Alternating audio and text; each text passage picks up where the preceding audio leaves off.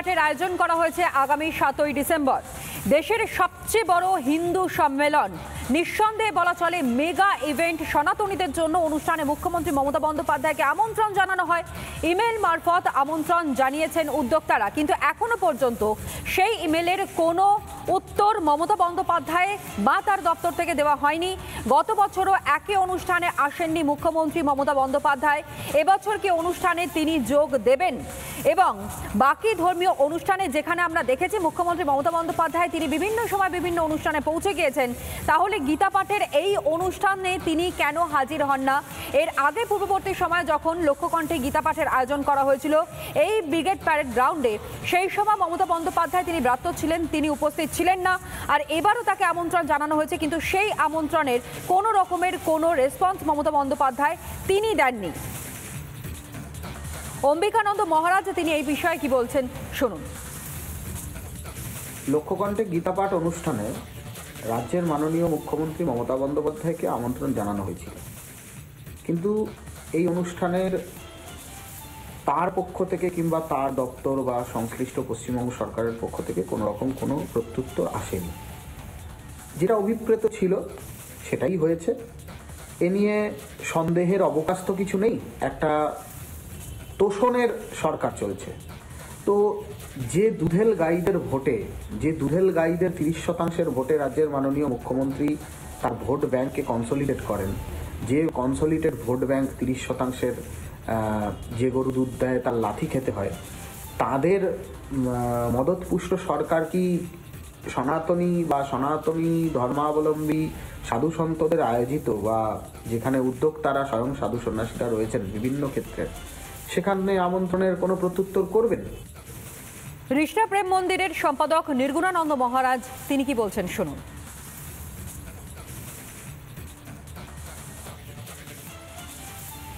আমাদের লক্ষ্যকণ্ঠে গীতাপাঠ 5 লক্ষ কণ্ঠে আগামী 7ই ডিসেম্বর 2025 সাল রবিবার আমরা আয়োজন করেছি। বাংলার মানুষকে নিয়েই আমাদের এই আয়োজন, যার জন্য একটা ব্রিগেডে হচ্ছে, যেখানে সমস্ত আশ্রম মঠ মন্দির পরম্পরা মিলে এই অনুষ্ঠানের আয়োজন করা হয়। গত 25 তারিখ আমরা মেল করেছি, তা আমরাও আশা করব যে নিশ্চয়ই মুখ্যমন্ত্রী, আমাদের পশ্চিমবঙ্গের মাননীয় মুখ্যমন্ত্রী, তিনি এ বিষয়ে অবগত আছেন। আর এবার আপনাদের শোনাই অধ্যাপক অরিন্দম ভট্টাচার্য এবং প্রান্ত প্রচার প্রমুখ আরএসএস এর বিপ্লব রায় তিনি কি বলছেন শুনুন।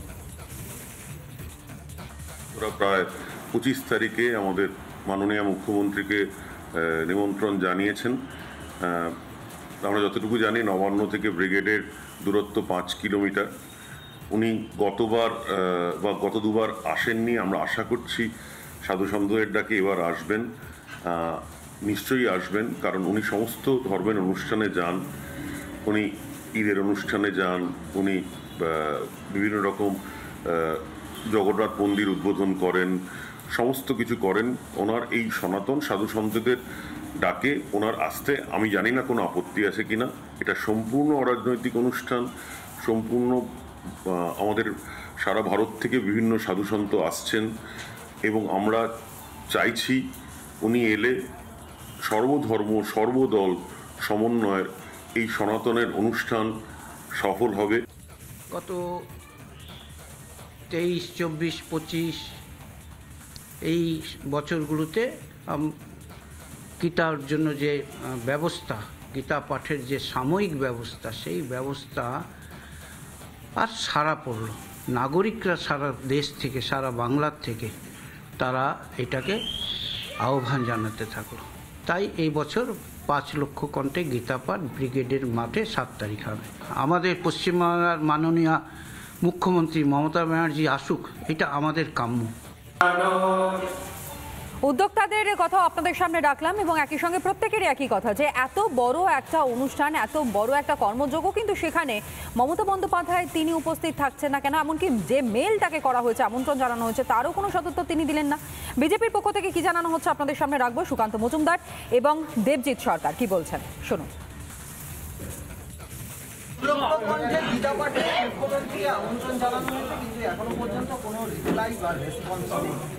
মুখ্যমন্ত্রী আসবেন কি করে?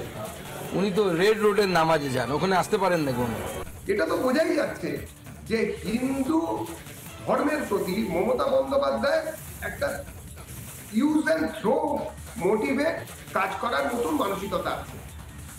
এর আগেও গীতা পাঠের বিভিন্ন এই ধরনের সংগঠনরা ব্যবস্থা করেছিলেন, তাতে কোনোটাতেই মুখ্যমন্ত্রী আসেননি। উনি কোথায় আসতে পারছেন না সেটা আমরা বুঝতে পারছি, আমরা ভালোই বুঝতে পারছি। ওনার ভাষাতেই হচ্ছে উনি যদি গীতা পাঠ করতে যান তাহলে দুধেলরা খেপে যেতে পারে। আসন্ন SIR এর আবহে সিএ এর ক্যাম্প চলছে এবং আরো অনেক কিছুই হচ্ছে। এইরকম একটা পরিস্থিতিতে দাঁড়িয়ে মুখ্যমন্ত্রী মমতা বন্দ্যোপাধ্যায় যেভাবে হিন্দুদের অপমান করে চলেছেন প্রতি মুহূর্তে, তার জবাব বাংলার মানুষ দেবে 26-এর নির্বাচন, তৃণমূলের বিসর্জন। নির্দিষ্ট কিছু অনুষ্ঠান ছাড়া মুখ্যমন্ত্রী মমতা বন্দ্যোপাধ্যায় তিনি যান না। এই যেমন লোককণ্ঠে গীতা পাঠের আয়োজন করা হয়েছে আগামী 7ই ডিসেম্বর। এই অনুষ্ঠান গতবারও হয়েছিল, কিন্তু সেই সময় ব্রাত্য ছিলেন মুখ্যমন্ত্রী মমতা বন্দ্যোপাধ্যায় এবং সেই সময় তাকে আমন্ত্রণ জানানো হয়। উদ্যোক্তারা তারা আমন্ত্রণ জানান, কিন্তু তারপরও মমতা বন্দ্যোপাধ্যায় সেখানে উপস্থিত ছিলেন না। আর এবার যেখানে উদ্যোক্তারা স্পষ্টত বলছেন যে ইমেল মারফত আমন্ত্রণ জানানো হয়েছে, মমতা বন্দ্যোপাধ্যায়ের কাছে সেই ইমেল গিয়েছে, কিন্তু সেই ইমেলের আর কোনো উত্তর এখনো পর্যন্ত আসেনি। গত বছরও একই অনুষ্ঠানে আসেননি মুখ্যমন্ত্রী মমতা বন্দ্যোপাধ্যায়। এবছরকে এই অনুষ্ঠানে তিনি আদৌ যোগ দেবেন? বাকি ধর্মীয় অনুষ্ঠানে যেখানে মুখ্যমন্ত্রীর উজ্জ্বল উপস্থিতি নজরে পড়ে, সেখানে সনাতনীরা যারা এই লোককণ্ঠে গীতা পাঠের অনুষ্ঠানে উপস্থিত থাকবেন, গোটা ভারতবর্ষের বিভিন্ন প্রান্ত থেকে সনাতনীরা তারা উপস্থিত থাকবেন, সেখানে মমতা বন্দ্যোপাধ্যায় কেন উপস্থিত থাকবেন না তা নিয়ে ইতিমধ্যেই প্রশ্ন উঠতে শুরু করেছে। নানা ধরনের কন্টেন্ট দেখার জন্য লাইক করুন, শেয়ার করুন আমাদের ফেসবুক পেজ, সাবস্ক্রাইব করুন আমাদের ইউটিউব চ্যানেল। পাশাপাশি অন্যান্য ব্রেকিং নিউজের জন্য অবশ্যই চোখ রাখুন রিপাবলিক বাংলায়।